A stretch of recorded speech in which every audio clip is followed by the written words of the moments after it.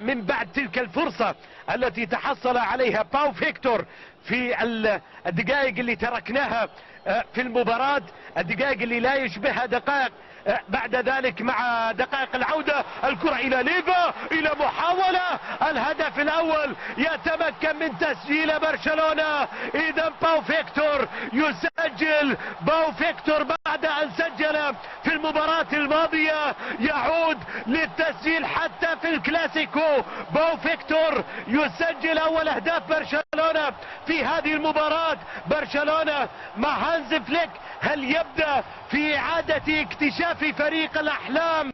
المباريات التحضيرية تظهر برشلونة بتلك الأناقة. شوف الكرة الملعوبة بالليفا إلى باو فيكتور هداف الفريق الرديف الذي يبدو بأنه يأخذ مكانه من أجل أن يكون هداف برشلونة في هذا العام. شوف الكرة من ليفا إلى باو فيكتور الذي نجح في تسجيل الهدف الأول بمنتصف الميدان. لعبة الكرة للجهة اليسار، المحاولة في الطرف الأيمن خطيرة لصالح برشلونة. الثاني، الله الله، نجح برشلونة مرة أخرى من تسجيل ثاني الأهداف. باو فيكتور، نعم، الهدف من جديد يأتي لمصلحة باو فيكتور بعد أن نجح في تسجيل الهدف الأول في شوط المباراة الأول. الوديات يلعبها برشلونة بلا ود مع ريال مدريد.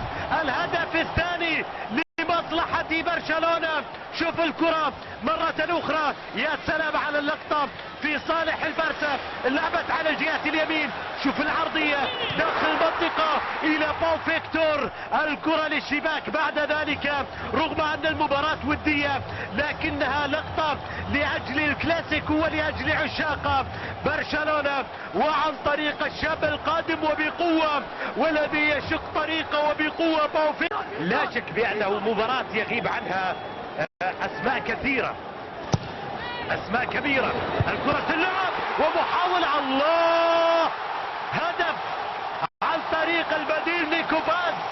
ريال مدريد ينجح في تسجيل تقليص الفارق عن طريق نيكو باز. يا سلام على كرة عرضية جاءت براسية نيكو باز، كانت صعبة على حارس المرمى في هذه اللقطة. الكرة تسكن الشباك وكانت صعبة على حارس المرمى لتأتي في شباك إنياكي بينيا. الهدف الأول لمصلحة ريال مدريد. حلوة الكرة، حلوة الكرة من نيكو باز، الهدف الأول لمصلحة الريال في هذه